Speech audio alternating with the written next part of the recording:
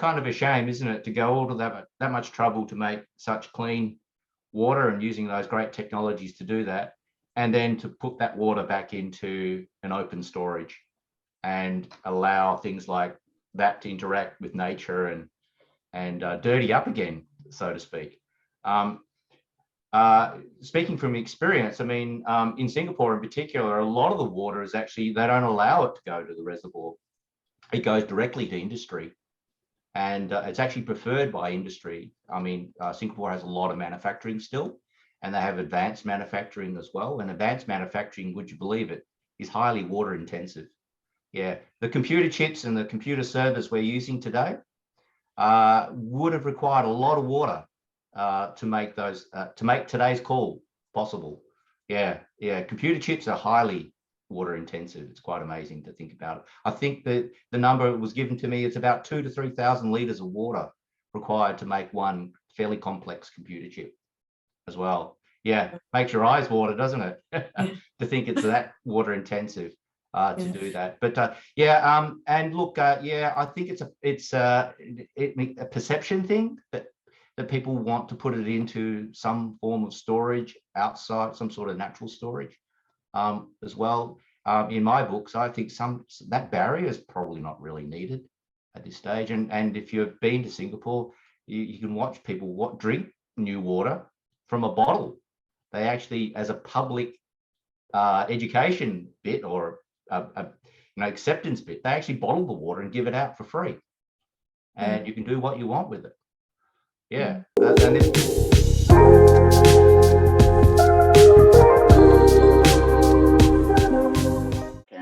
because this is an area we did a fair bit of research in Queensland into. So we looked into common medications, we looked into less common medications, and we also looked into the cancer drugs, particularly as there was a lot of concern around the high level of the cytotoxic drugs.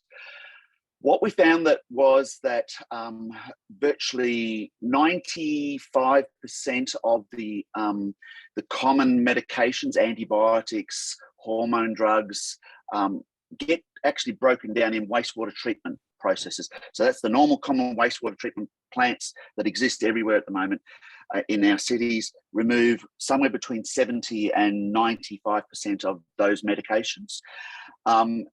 There's a few that are very resistant, particularly some of the psychiatric drugs. In fact, they make wonderful markers when you're doing research into aquas and stuff. They make wonderful markers because they don't break down.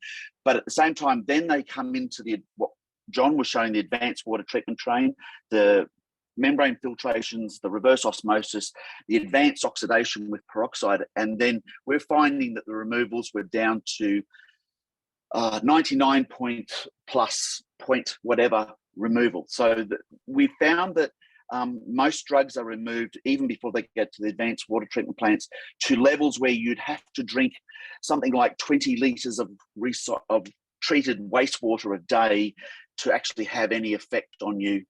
And that was a day for about 50 years. We did those sorts of calculations.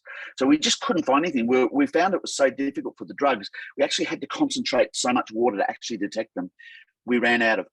Cytotoxic drugs actually are an interesting one because there's just not enough that goes into such a large volume of wastewater that, in fact, we could never detect cytotoxic drugs in the raw wastewater, let alone anywhere else. So eventually we stopped looking for those just because there's just not enough and it's diluted so much.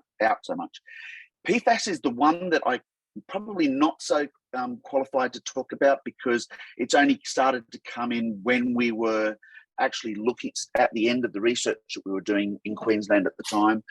The one thing was that we found that it was being removed to a certain extent in the wastewater treatment plants. By the time it came through the reverse osmosis, we really just were struggling to detect PFAS at all, to the extent that it was present in higher amounts in the drinking water that we were using in the control than the reverse osmosis. And I've gone back and had a look occasionally at the literature, and it seems like reverse osmosis, there's still some things around it they're working around about calcium and magnesium and the types of membranes and pressures that still need to be worked out. But I think the reverse osmosis membranes are showing to be quite efficient in removing them. And people are saying, oh, well, we're still finding it in the aquifer here, but because PFAS is so ubiquitous, it's coming from so many sources. To say it's coming from recycled water versus something else is really, really difficult. And I think there's a lot of people doing it. The only thing to add on to that is one of the really cool bits of research we did is we did what's called cytotoxicity with cells.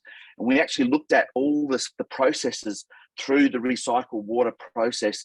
In fact, we found that the cytotoxicity in the recycled water when it came out of the plant was equivalent to or less than the drinking water that we were using. And as soon as we put it back into the reservoir, which was back into Wivenhoe Dam, or we used Wivenhoe Dam as it's going in there, the cytotoxicity rose again. So that comes back to what John was saying. We're actually probably polluting the recycled water by putting it back in the dam.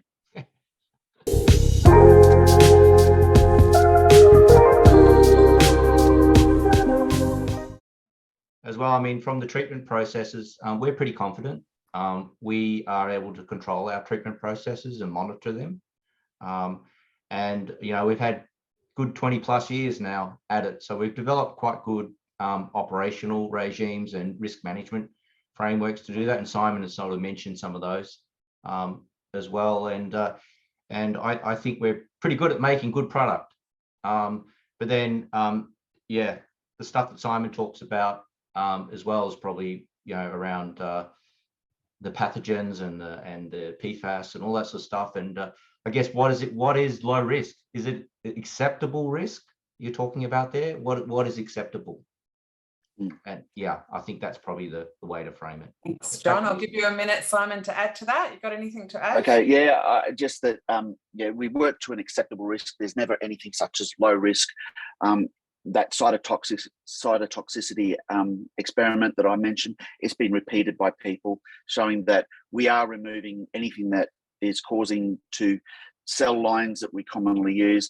Also, they went through and they did some analysis of just the organics that are getting through by various chemical analyses, and they were showing that the only organics they were picking up were very, very low levels of natural organic matter that exist everywhere, what we call the humics and the fulvics. And again, we're just removing things. So there's always the unknown unknowns, and where do we call it? And as somebody said, a chemist once said, we can measure things down to billionths of a particle, and the amount of those chemicals and pathogens are so low that the risks are so low that they're less than what we're dealing with in our normal drinking water situation at the moment.